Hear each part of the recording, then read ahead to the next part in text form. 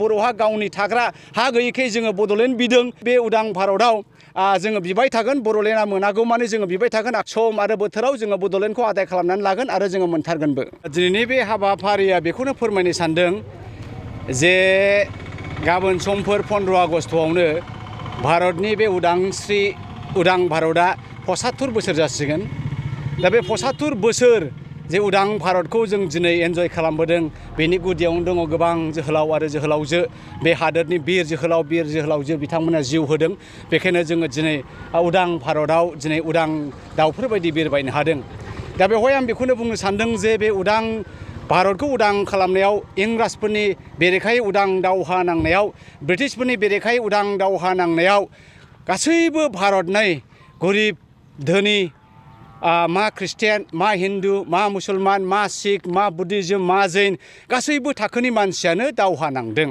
आरो बे गासै भारतनि ज' धोरोम नांसय धर्मनिरपेक्ष बेबायदिनो जोङो दावहा नांनानै दिनै भारतखौ उदां खालामदों। जों दा बेखौनो मेसेज होनो नागिरदों जे भारतआ ओरैबायदि मोनसे फेब्रिकजों मोनसे फानफब जानाय ओरैबायदि समायना रमायना मोनसे हादोर जेरै बिबार बागानाव गोबां रोखोमनि बिबार थानानै बागानखौ समायहोयो।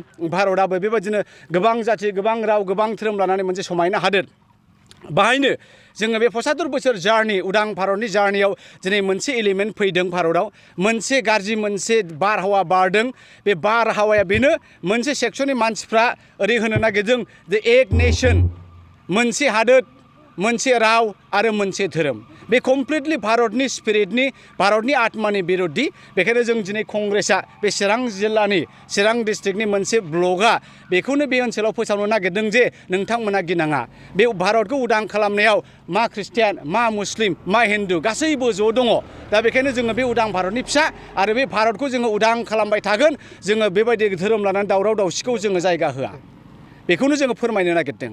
सार नाथाय दिनैसिम माने बर' सुबुंफ्रा दिनैसिमबो माने इन्डिपेन्डेन्स जायाखै होनना बुंदों। बिनि सायाव मा बुंनो सानो? गमामायैनो नंगौ जोङो बै समावहाय जोंनि बर'फ्रा राजा रानि दङमोन आरो जोंनि बर' राजा रानि बिथांमोना बै समावहाय गावहानो गावनि मोनसे उदां थासारि दंमोन।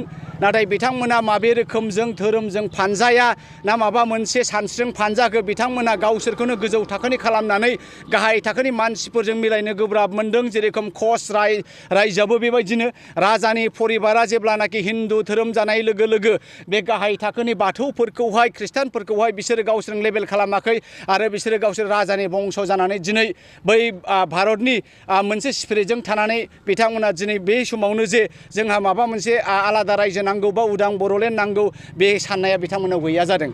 दा बेखायनो जोङो नंगौ जोङो भारतनिनो आरो जोङो भारत सिङावनो जोङो बड'लेण्ड बिबाय थादों। गमामायैनो जोङो दिनैनि बे बै समाव उदां भारतनि दावहा नांनायाव सोमदोनमोनहा दावहा नांदों सिखोना बिर जोहोलावमोनहा दावहा नांदों आरो गोबां बर'नि जोहोलावफ्राबो नांदों भारत उदांस्रियाव। बेखायनो जोंहाबो बे उदांस्रि बाहागो दङ। थेवब्लाबो नाथाय जोंहा दिनै बर'हा गावनि थाग्रा हा गैयैखाय जोङो बड'लेण्ड बिदों।